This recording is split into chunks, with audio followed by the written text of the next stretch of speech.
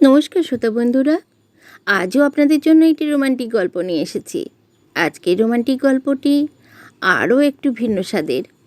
তাহলে চলুন নিমাই ভট্টাচার্যের লেখা রবিবার সেই রোমান্টিক গল্পটি আমরা শুনে ফেলি।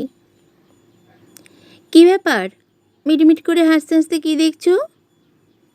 দেখছি আর ভাবছি। কী দেখছো আর কী ভাবছো? অনেক কিছু। দরজার গোড়ায় দাঁড়িয়ে দাঁড়িয়ে শুধু দেখবে আর ভাববে, কথা বলবে না? বলবো বলেই তো এসেছি। কিন্তু কিন্তু কি? ভাবছি তুমি বলবো নাকি আপনি বলবো। চমৎকার, প্রজ্জ্বল হাসতে হাসতে জিজ্ঞেস করলো। আগে কি বলতে? আগে তো তুমিই বলতাম, কিন্তু তুমি তো আর সেই আগে তুমি নেই। কেন? আমি কি পাল্টে গেছি? প্রজ্জ্বল সোজাসুজি মায়া বৌদির দিকে তাকিয়ে হাসি মুখে বলল, নাকি ভালো চাকরি করছি বলে তুমি বলতে দ্বিধা হচ্ছে? এবার মায়া বৌদিও চোখ তুলে তাকায়, বলে, তুমি হঠাৎ এত বড় হয়ে গেছো যে আমাদের মতো সাধারণ মানুষের দ্বিধা হওয়া স্বাভাবিক। তাই নাকি? নিশ্চয়ই। এখন খুব বড় হয়েছি, আর আগে খুব ছোট ছিলাম। তা তো বলছি না। তবে তুমি যে এখন অনেক বড় হয়েছো এসব কথা বলছো, তার জন্য তোমার সংকোচ বোধ করার কারণ কি ঘটল? আমি যাই হই, তুমি তো আমার বৌদিই আছো নাকি? মায়া বৌদি জানতো প্রজ্জ্বল বড় হলেও পাল্টাতে পাল্টাবে না। তবুও দ্বিধা এসেছিল।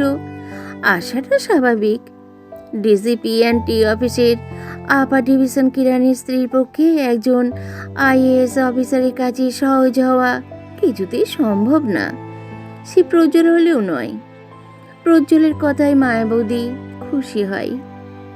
মামি দোয়াতে 2 কাপ চা নিয়ে ঘরে ঢুকতে গিয়ে মায়া বৌদিকে দরজার গোড়ায় দাঁড়িয়ে থাকতে দেখে বলল, কি রে মায়া, দাঁড়িয়ে আছিস কেন?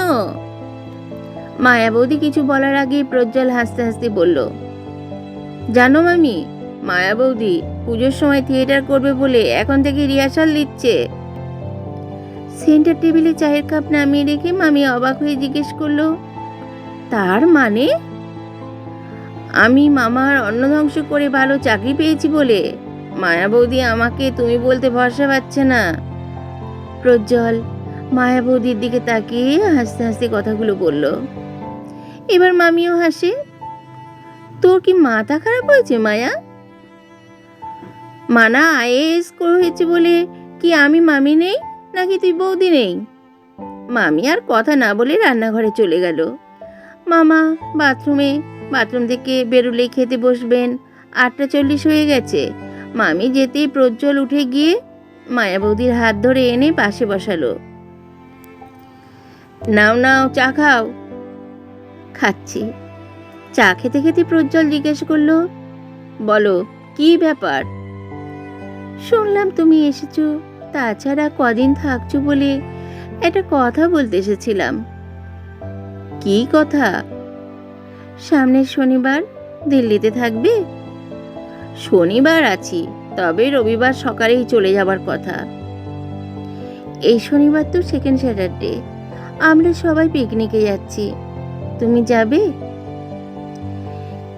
এই রামকৃষ্ণপুরমের মামার বাড়িতে কটা বছর থাকার সময় প্রজ্জ্বল তখন প্রত্যেকটা পিকনিকে গেছে, আনন্দ করেছে, দারুণ আনন্দ করেছে। প্রথমবার যেতে চায়নি, তখন কলকাতা থেকে ও নতুন এসেছে, পাড়ার সবার সঙ্গে পরিচয় হয়নি, ঘনিষ্ঠতা তো দূরের কথা। প্রজ্জ্বল ভেবেছিল পিকনিকে গিয়ে চুপচাপ একলা একলা কাটাবার চাইতে বাড়িতে থাকাই ভালো, কিন্তু পারেনি, যেতে হয়েছিল। মামা মামি এসব ব্যাপারে সবার চাইতে বেশি উৎসাহী। মামির কাছেই পাড়ার সবাই চাঁদা জমা দিচ্ছিলেন। মামা মামির কথা ফেলতে পারেননি। প্রজ্জ্বল নতুন হলেও পিকনিকে গিয়েছিল। প্রজ্জ্বলের মামা মামি দুজনেই বড় ভালো মানুষ, মনটা বড় উদার। পোস্ট অফিসের সামান্য চাকরি করেন মামা, কিন্তু তবুও প্রজ্জ্বল যখন ইসলামিক হিস্ট্রি নিয়ে এমএ পড়বার জন্য দিল্লি জামিয়া মিলিয়া বিশ্ববিদ্যালয়ে অ্যাডমিশন নিল, তখন কিছুতেই ওকে হোস্টেলে থাকতে দিলেন না। তা হয় না রে মানা, আমি দিল্লিতে থাকতে তুই হোস্টেলে থাকবি? তা কখনোই হতে পারে না। মামি বললেন, আচ্ছা কয়েক মাস তো থাক, তারপর যদি তোমার অসুবিধে হয় তাহলে তখন হোস্টেলে চলে যেও। এরপর আর কি বলবে, হোস্টেলের জন্য ফর্ম ভর্তি করেও জমা দিল না। রামকৃষ্ণপুরমে মামার ফ্ল্যাটে থেকেই জামিয়া মিলিয়াতে পড়তে লাগলো। এই মামা কিন্তু ওর আপন মামা নয়, মার মাস্তুতো ভাই। তবে আপন মামা না থাকায় এই মামার সঙ্গে প্রজ্জ্বলদের সম্পর্ক বরাবরই নিবিড়। এই মামা যখন কলকাতার সিটি হতে ছিলেন, তখন প্রত্যেকবার প্রজ্জ্বলের মার কাছে ভাইফোঁটা নিয়েছেন। দিল্লিতে আসার পরও যোগাযোগ বিচ্ছিন্ন হয়নি। মামা মামি ছুটিতে কলকাতায় গেলেই দু একদিন ওদের মানিকতলার বাড়িতে থাকেন। দল বেঁধে সবাইকে নিয়ে স্টাডি থিয়েটার দেখানো, আর সবাই ঘুমিয়ে পড়ার পরও প্রজ্জ্বলের বাবা মার সঙ্গে গল্প করেন। এখানে এসে নতুন করে মামা মামিকে ভালোবাসলো প্রজ্জ্বল। রামকৃষ্ণপুরমের সেক্টর 6 মানেই ডাক্তার বিভাগের সাধারণ কর্মচারীদের আবাসভূমি। ছোট ছোট ঘরের ফ্ল্যাট, তা হোক ওই দুখানা ঘরের ফ্ল্যাটেই মামা মামি সারা পাড়ার সবাইকে টেনে আনেন। গোরাবাবু তো কথায় কথায় বলেন, দাসদার ধর্মশালা থাকতে রিহার্সাল দেবার জায়গা নিয়ে এত আলোচনা কী দরকার? মামি পেটে ধরেছেন একটি মেয়ে, কিন্তু সারা পাড়ার সব বাচ্চাদের হাসি মুখে কোলে তুলে নেন। বিশ্বাসের ফুটফুটে দুটো বাচ্চা তো প্রায় সারা দিন মামির কাছেই থাকে। বিনা বৌদির বড় বাচ্চাটা 1.5 বছর হতে না হতেই তিনি আবার বাচ্চা হবার জন্য সফদরজং হাসপাতালের 3 তলার কোণার ঘরে আশ্রয় নিলেন। বড় বাচ্চাটা তখন মামির কাছে বেশ কাটিয়ে দিল 3 সপ্তাহ। উষা বৌদির স্বামী নতুন স্কুটার কিনলেন। রোজ অফিস থেকে ফিরে একবার বউকে নিয়ে না বেড়াতে বেরোলে আর মন ভরে না। অথচ ছেলেটা স্কুটারের আওয়াজ শুনলেই ভয়ে চিৎকার করতে শুরু করে। কিন্তু তার জন্য তাদের সান্ধ্য অভিসার বন্ধ হলো না। মামি তো আছেন। 2-4 দিন বাপ্পাকে রাখার পরই মামি ওর মাকে বললেন, হ্যাঁ রে উষা, ছেলেটাকে একটা কুমারেশ খাওয়াতো। প্রথম প্রথম প্রজ্জ্বল দারুণ অস্বস্তি বোধ করত। এত লোকজন, বাচ্চা কাচ্চার হইচই কোনোদিন সহ্য করেনি। কিন্তু আস্তে আস্তে ভালো লাগলো। বিশ্বাসদার স্ত্রী চমৎকার ঘুগনি করতে পারেন। বিশ্বাস বৌদি সেই ঘুগনি এ বাড়িতে না পাঠিয়ে নিজের স্বামীকেও দেবেন না। গোরাবাবুর মা এই দিল্লিতে এসেও সারা শীতকাল পিঠা পায়েস বানিয়ে শান্তি পান না। মামা মামির পুণ্যের জোরে প্রজ্জ্বল সারা শীতকাল পিঠে পায়েস খেয়েছে। শনিবার রবিবার বিকেলে চায়ের সঙ্গে সিঙাড়া পেলেই প্রজ্জ্বল বুঝত সুনীলদার স্ত্রী তত্ত্ব পাঠিয়েছেন। এই মামা মামির জন্যই প্রথমবার পিকনিকে গিয়েছিল। একদল অপরিচিত মানুষের সঙ্গে গিয়েও মন ভরে গিয়েছিল প্রজ্জ্বলের। তারপর থেকে প্রত্যেকবারই গিয়েছে, মামা মামির তাগিদে নয়, নিজের আগ্রহে গিয়েছে। এই মায়াবতীর সঙ্গে তো পিকনিকে গিয়েই ওর প্রথম আলাপ। পিকনিকের কথা শুনতেই প্রজ্জ্বলের মনে অনেক দিনের অনেক মিষ্টি ছবি ফুটে উঠল। প্রজ্জ্বল খুশি হয়ে বলল, এবার কোথায় যাচ্ছ? দাসনাই। দাসনাই আগে পিকনিক হয়নি? না। সবাই যাচ্ছে? হ্যাঁ। প্রজ্জ্বল একটু ভেবে বলল, কিন্তু বৌদি, আমি কি শনিবারে যেতে পারবো? কেন? সেকেন্ড স্যাটারডেতে তো সব বন্ধ। তবুও আমাদের মিটিং বোধহয় চলবে। যাই হোক, একটু চেষ্টা করো, তুমি গেলে সবাই খুশি হবে। শুধু তোমরা কেন, আমিও খুব খুশি হব। তাছাড়া এখন তো এইসব সুযোগ পায় না। মায়া বৌদি চলে যাবার পর মামাও অফিস রওনা হলেন। মামি তখনও রান্নাঘরে ব্যস্ত। মামি এই একবেলাতেই দুবেলার রান্না করেন বরাবর। প্রজ্জ্বল বাইরের ঘরে জানালার ধারে বসে দূরের কুতুব মিনার দেখতে পেয়েই ওর মনে পড়ল আগেকার কত কথা, কত স্মৃতি। সেবার কুতুব মিনারের পিছন দিকের পাহাড়ের উপরে পিকনিক হচ্ছিল। সুনীলবাবু আর গোরাবাবু মাংস রাঁধতে ব্যস্ত, আর সবাই বসে আড্ডা দিচ্ছিলেন। হঠাৎ বিশ্বাসদা বললেন, জয়া, দু একটা গান শোনাও তো। সঙ্গে সঙ্গে অনেকেই বললেন, হ্যাঁ হ্যাঁ জয়া, গান শোনাও। এতদিন পর প্রজ্জ্বলের ঠিক মনে নেই, তবে বোধহয় ৩-৪টে গান গেয়েছিল। তার মধ্যে একটা রবীন্দ্রনাথের গান, বাকিগুলো বাংলা সিনেমার। সবাই বাহবা দিলেও প্রজ্জ্বলের ভালো লাগেনি। রবীন্দ্রসঙ্গীতের একটা পুরো প্যারাগ্রাফ বাদ দিয়েছিল বলে মনে মনে বড় বিরক্ত হয়েছিল, অবাকও হয়েছিল। জয়ার পর এটি ছেলে গান শোনালো, ভাটিয়ালি বোধহয়। তবে স্পষ্ট মনে আছে মণিমালার কথা। মাংস রাঁধতে রাঁধতে হঠাৎ গোরাবাবু এসে বললেন, এই মণিমালা, এবার তুই গান শোনা। প্রজ্জ্বল এক কোণায় বসেছিল। এতক্ষণ মণিমালাকে দেখতে পায়নি, এবার দেখল। ওই কোণায় একটা মিষ্টি মেয়ে মুখ কাচুমাচু করে বলল, কাকু, আমাকে গাইতে বলবেন না। গোরাবাবু তবুও বললেন, কেন রে, অন্তত একটা গান তো শোনাবি। মামিও বললেন, হ্যাঁ হ্যাঁ, একটা গান শোনা, কতদিন তোর গান শুনি না। মণিমালা গাইল। প্রজ্জ্বলের স্পষ্ট মনে আছে, আকাশ আমার ভরল আলোয়, আকাশ আমি ভরব গানে, গেয়েছিল। ওই একটাই গান গেয়েছিল, কিন্তু তাতেই প্রজ্জ্বলের মন ভরে গেছিল। একটু পরে একটু ফাঁকায় মামিকে বলেছিল, মামি, তোমাদের ওই জয়াকে অন্তত রবীন্দ্রসঙ্গীত গাইতে বারণ করে দিও। কেন রে, পুরো একটা প্যারাগ্রাফ বাদ দিয়ে গেল। তাই নাকি? তবে কি, মণিমালা ঠিক গেয়েছে? হ্যাঁ মামি, মেয়েটি ভারী সুন্দর গেয়েছে। খাওয়া দাওয়ার পর মামি আলাপ করিয়ে দিয়েছিলেন ওদের। এদিকে শোন মালা। মালা কাছে এলে বললেন, আমাদের ভাগ্নের সঙ্গে আলাপ নেই তো তোর? মণিমালা শুধু মাথা নেড়ে জানালো, না। আমাদের ভাগ্নি প্রজ্জ্বল জামিয়া মিলিয়াতে ইসলামিক হিস্ট্রি নিয়ে এমএ পড়ছে, তারপর রিসার্চ করবে। তোর গান ওর খুব ভালো লেগেছে।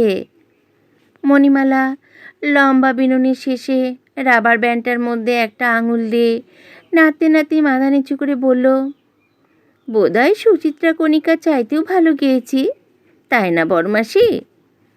প্রজ্জ্বল বলেছিল, তা তো কেউ বলেনি, তবে সত্যি আপনি ভালো গেয়েছেন।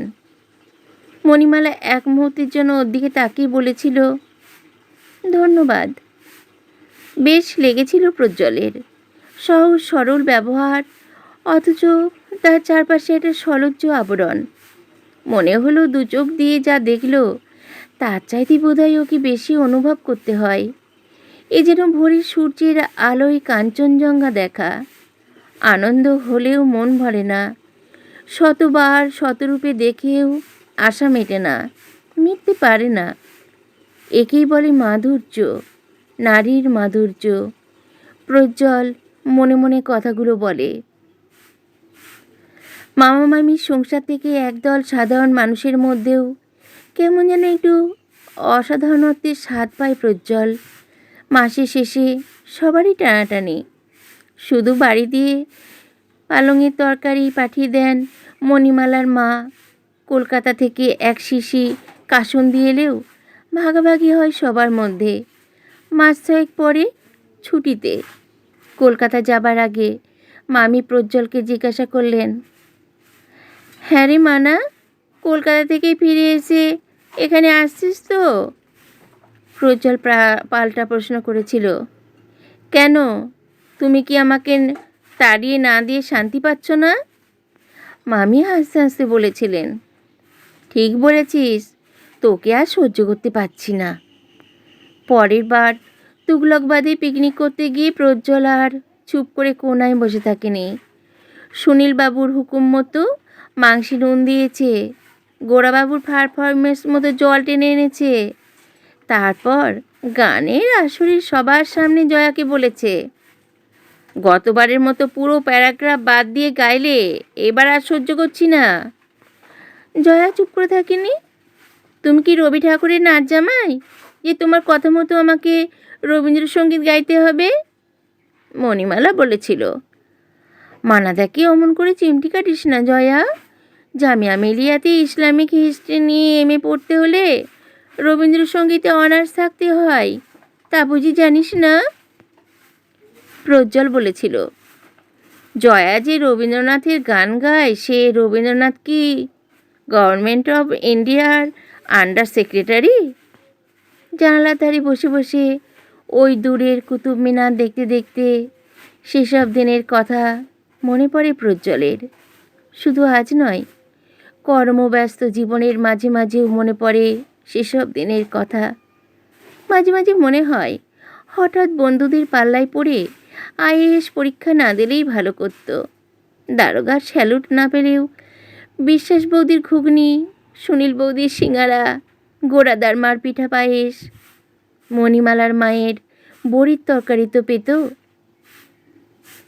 তাছাড়া দুপুর 12টার শোতে কমলের সিনেমা দেখে বেরোবার মুখে মণিমালার সঙ্গে তো দেখা হতে পারত। সত্যি ভারী মজা হয়েছিল। ডক্টর মাসুদের ক্লাস না হওয়ায় প্রজ্জ্বল বাড়ি ফিরছিল। হঠাৎ কি মনে হলো ঢুকে পড়ল কমলে। শো শেষ হলে বাইরে বেরোতেই মণিমালার সঙ্গে দেখা। দুজনেই চমকে উঠেছিল। তবুও প্রজ্জ্বল নিজেকে সামলে নিয়ে বলেছিল, আজ বুঝি অনার্স ক্লাস কমলের হলে? আজ হঠাৎ এসে মনে হলো ইসলামিক হিস্ট্রি ক্লাস করব, তাই এসেছিলাম। বয়ফ্রেন্ড কোথায় পালালো?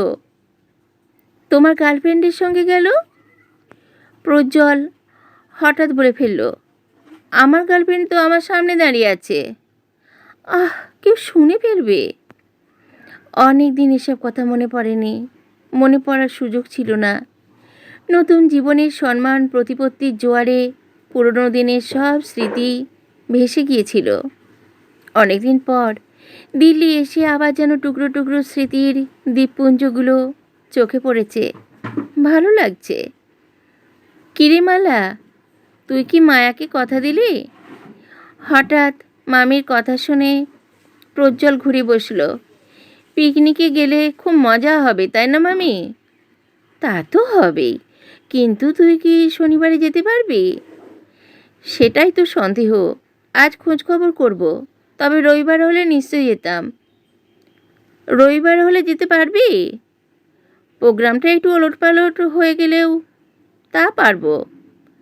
তাহলে শনিবারের বদলে রবিবার করতে বলবো, কিন্তু তাতে তো সবারই মুশকিল হবে। আচ্ছা, আমি ওদের বলেই দেখি না কি হয়। মিটিং শেষ হবার পর 2-3 জন বন্ধুর সঙ্গে দেখা করে ফিরতে ফিরতে প্রজ্জ্বলের বেশ রাত হয়ে গেল। সামনের ঘরে ঢুকতে দেখল পাড়ার অনেকেই বসে। গোড়াবাবু, সুনীলবাবু, বিশ্বাসবাবু, আরও 2-3 জন, মামা মামিও। প্রজ্জ্বলকে দেখেই মামি বললেন, জানিস মানা, রবিবারেই পিকনিক হবে। আমার জন্য অনেক ঝামেলা হলো তো এদের সবার। গোড়াবাবু বললেন, কি যে বড় ভাগ্নে, তুমি গেলে সবাই কত খুশি হবে তা জানো? প্রজ্জ্বল হাসতে হাসতে মামির পাশে বসল। মামি, কত চাঁদা দিতে হবে? তোর আবার চাঁদা কিসের? তার মানে? তোর চাঁদা আমি দিয়ে দিয়েছি। তা হবে না মামি, বরং তোমাদের চাঁদাও আমি দেব। মামা বললেন, তুই কি পাগল হয়েছিস মানা? প্রজ্জ্বল হাসতে হাসতে বলল, তুমি সাদাসিধে মানুষ বলে মামির চালাকি ধরতে পারছো না। মামি ভাবছি আমার কাছ থেকে চাঁদা নিলে ভালো শাড়িটা আর বাগাতে পারবে না। মামির সঙ্গে সঙ্গে প্রজ্জ্বলের পিঠে একটা চড় মেরে বললেন, তুই কি ভেবেছিস আমি তোর মতো ঘুষ খাই? তোর মতো কি আমি ঘুষখোর আইএস নাকি? কেন শাক দিয়ে মাছ ঢাকার চেষ্টা করছো? বলো, কত টাকা চাঁদা দিতে হবে?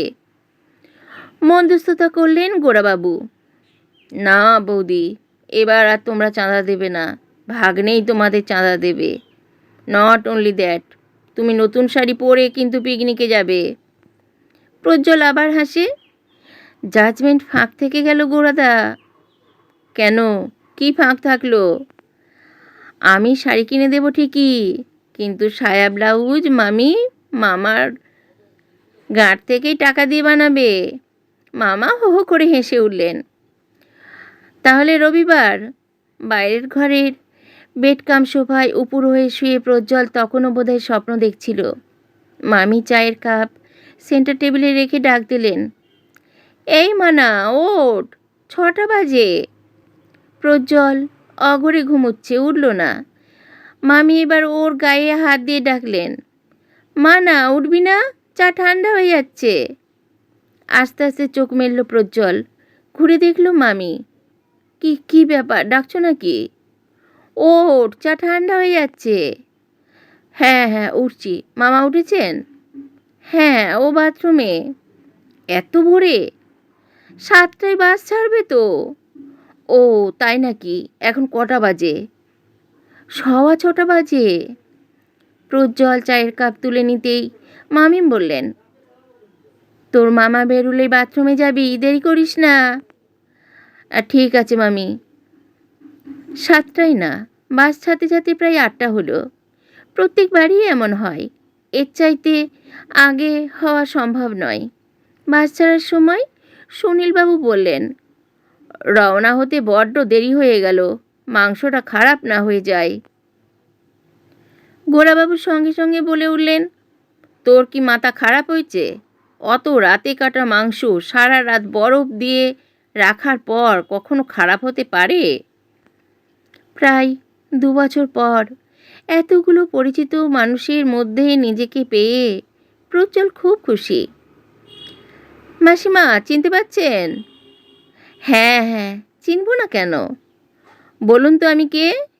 কে আবার? তুমি তো মা না। মানিকদা কেমন আছেন? ভালো। আপনার খবর ভালো তো? এমনি ভালোই, তবে তখনকার মতো হই হুল্লোড় করার সুযোগ তো আর পায় না।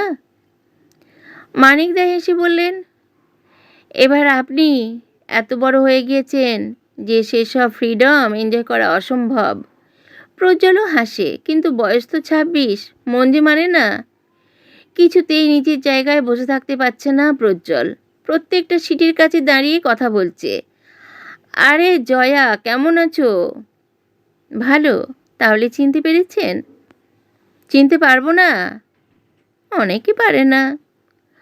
আমি তো অনেক না, আমি সামান্য একজন। জয়া হাসে, কথা বলে না। কি হলো, হাসতো যে? দেখছি এত বড় অফিসার হয়েও কথাবার্তার ধরন বদলায়নি। বদলালে খুব খুশি হতে। আরে মায়া বৌদি, তোমাকেই তো খুঁজছিলাম। কেন? তুমি পিকনিকে যাচ্ছ, অথচ চাঁদাটা তো এখনো দিলে না। এমন ঘুষ খাবার হ্যাবিট হয়েছে যে পিকনিকে চাঁদা পর্যন্ত পকেটে পুড়তে শুরু করেছ। রিং রোড দিয়ে বাস ছুটে যমুনা ব্রিজ পার হলো। মামি বেশাসদার ছোট ছেলেটাকে কোলে নিয়ে বলছেন, ওই দেখ উঠ। প্রজ্জ্বলকে দেখে মামি বললেন, কি রে, তুই ঘুরে ঘুরে বেড়াবি, বসবি না? রোজই তো বসে বসে কাটাই। প্রজ্জ্বল আরেকটু এগিয়ে যায়। কি মণিমালা, এখানে লুকিয়ে রয়েছ? বড় বড় চোখ দুটো তুলে এক মুহূর্তের জন্য প্রজ্জ্বলকে দেখেই মণিমালা দৃষ্টি ঘুরিয়ে নিল। একটু হাসল, একটু যেন শুকনো হাসি। লুকিয়ে রয়েছি কোথায়? এতদিন পর দিল্লি এলাম, অথচ একবারও খোঁজ খবর নিলে না। আমি জানতাম না আপনি এসেছেন। যাই হোক, আজ কিন্তু অনেক গান শুনবো। আমি আজকাল আর গান গাই না। কেন? ভালো লাগে না। শোনো, না লাগলেও শোনাতে হবে। দাসনাই পৌঁছেই ফাল্গুনি সেই গানটা শোনাবে। কোন গানটা? সেই যে, আকাশ আমার ভরল আলোয়, আকাশ আমি ভরবো গানে। মণিমালায় বিস্মিত হয়। এখনো মনে আছে ওই গানটার কথা? কখন যে হিন্দান নদী পার হয়ে হাপুরের রাস্তায় বাস প্রায় দাসনার কাছাকাছি এসে গেছে। অনেকে টের পায়নি। হঠাৎ সুনীলবাবু চিৎকার করে উঠলেন, ব্যাস ব্যাস, ব্রিজকে বাদ ডাইনা টানলে না। ছোট্ট একটা ব্রিজ পার হয়ে বাস ডান দিকে ঘুরল। ছোট খালের পাড় দিয়ে মাইলখানেক যাবার পর একটা গেটের সামনে বাস থামল। 2-3 জন বাস থেকে নেমে চৌকিদারকে ইরিগেশন ডিপার্টমেন্টের অর্ডার দেখাতে এসে গেট খুলে দিল। ইন্সপেকশন বাংলোটা পুরনো হলেও পরিবেশটা ভারী সুন্দর। সামনে পেছনে বিরাট লন, সামনের দিকে লনের পাশ দিয়ে ইরিগেশন ক্যানেল ধনুকের মতো বেঁকে ঘুরে গেছে। ক্যানালের জল এক জায়গায় উঁচু থেকে নিচুতে পড়ছে, অনেকটা জলপ্রপাতের মতো। পেছন দিকে লনের শেষ সীমায় 2টি কিচেন, তারপর আমবাগান। বাস থেকে সমস্ত মালপত্র নামাবার পরই গোরাবাবু আর সুনীলবাবু একটা কিচেন দখল করে নিলেন। 5 মিনিটের মধ্যে ইটের উনুন তৈরি হলো। তারপর কাঠে কেরোসিন তেল ঢেলে আগুন জ্বালানো হলো। এক উনুনে মুগের ডাল ভাজা শুরু, আর অন্যটায় গরম জল চাপানো হলো। পাশের কিচেনে শুরু হলো চা জলখাবারের ব্যবস্থা। কিচেনের খানিকটা দূরে বিরাট লনের মাঝখানে বিরাট বিরাট শতরঞ্চি বিছিয়ে আড্ডা জমেছে মেয়ে পুরুষের। ছোট ছেলেমেয়েরা আমবাগানে লুকোচুরি খেলছে। প্রজ্জ্বল গোরাবাবুর পরিচালনায় ও সুনীলবাবুর প্রয়োজনায় মাংস মেখে দিয়ে বাইরে গিয়ে দেখল শান্টুবাবুর ক্যারিকেচার দেখতে সবাই মত্ত।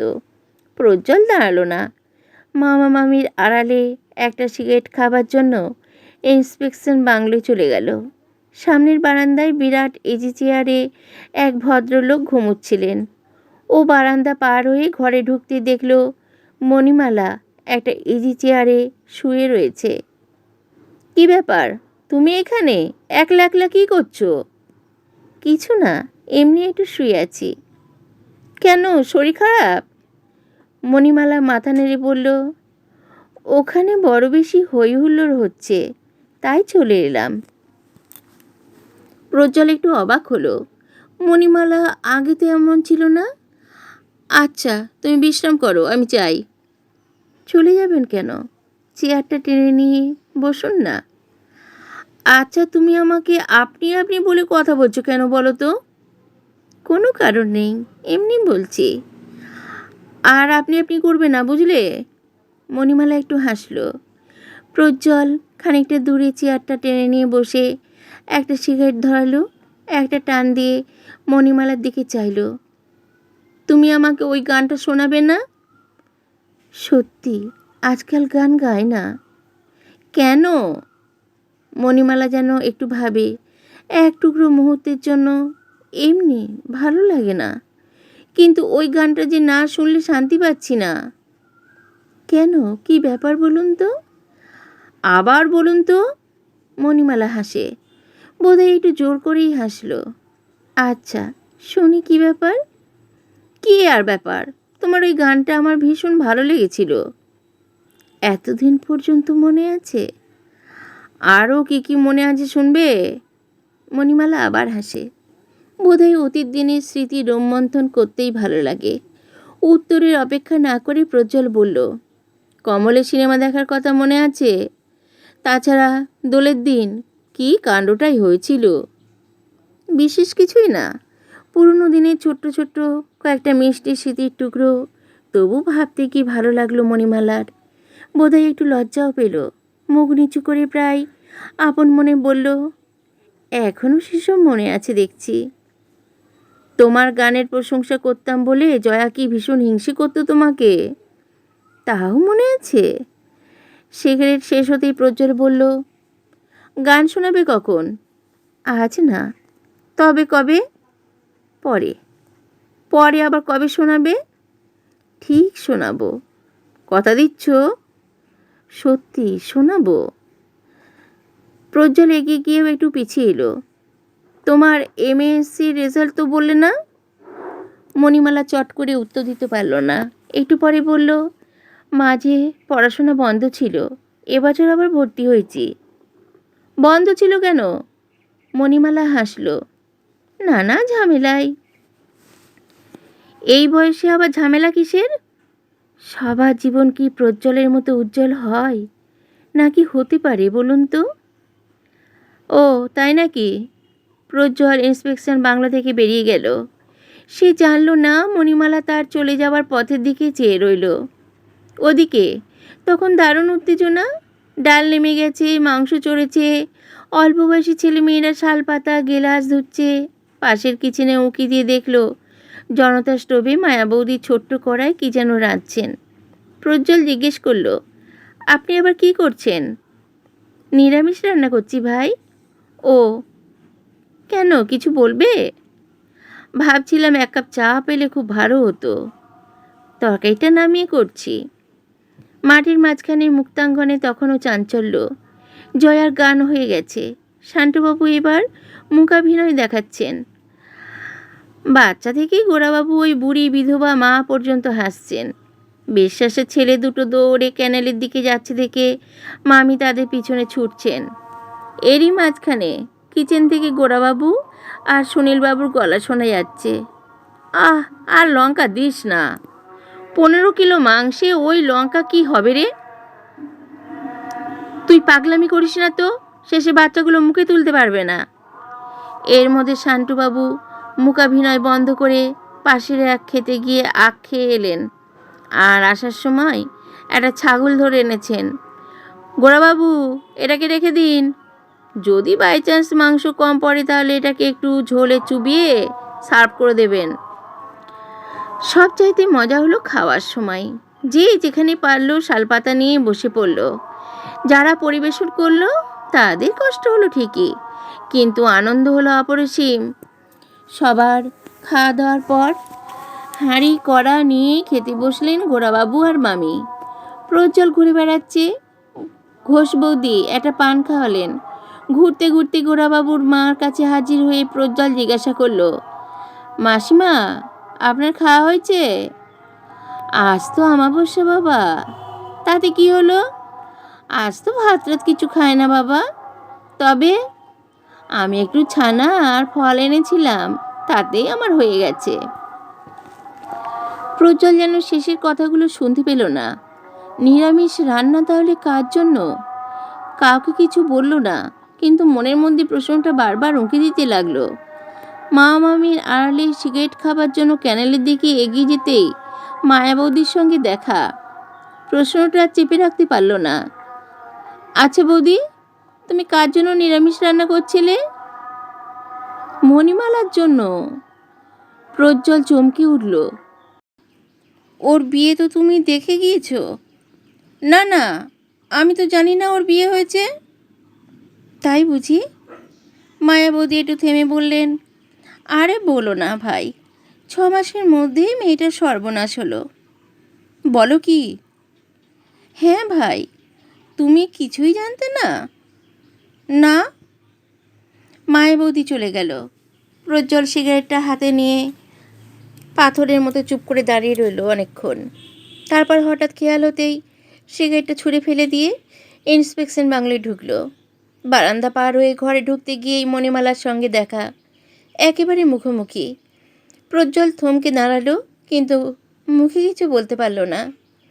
মণিমালাই আগে কথা বলল। কি হলো? অমন করে দাঁড়িয়ে আছেন কেন? মুখ নিচু করে ঠোঁট কামড়াতে কামড়াতে প্রজ্জ্বল তবুও চুপ করে দাঁড়িয়ে রইল। কি হলো, কথা বলছেন না যে? আমি কিছুই জানতাম না মণিমালা। মণিমালা হাসল। জেনে আর কি হবে? আবারও একটু নীরবতা। একটু হাতটা দেবে? কেন? দাও না। আঁচলটা টেনে নিয়ে মণিমালা ডান হাতটা বাড়িয়ে দিতেই 2 হাতের মধ্যে ওর হাতটা ধরে বলল, আকাশ আমার ভরল আলোয়, আকাশ আমি ভরব গানে। তাড়াতাড়ি হাতটা টেনে নিয়ে মণিমালা বলল, কি পাগলামি করছেন? সময় নেই মণিমালা, কথা দাও। কি কথা দেব? তুমি আমার আকাশ আলোয় আর গানে ভরিয়ে দেবে। তাই কি হয়? হয় হয়। তা হয় না। হয়, নিশ্চয়ই হয়, হতেই হবে। তুমি কথা দিলেই হবে। কিন্তু প্রজ্জ্বল মুহূর্তের জন্য 2 হাত দিয়ে ওর মুখখানা তুলে বলল, বোধহয় তোমাকে পাবো বলেই এই পিকনিক এসেছিলাম, তাই না? মণিমালা দাঁড়িয়ে রইল, প্রজ্জ্বল ঝড়ের বেগে বেরিয়ে গেল। মামি।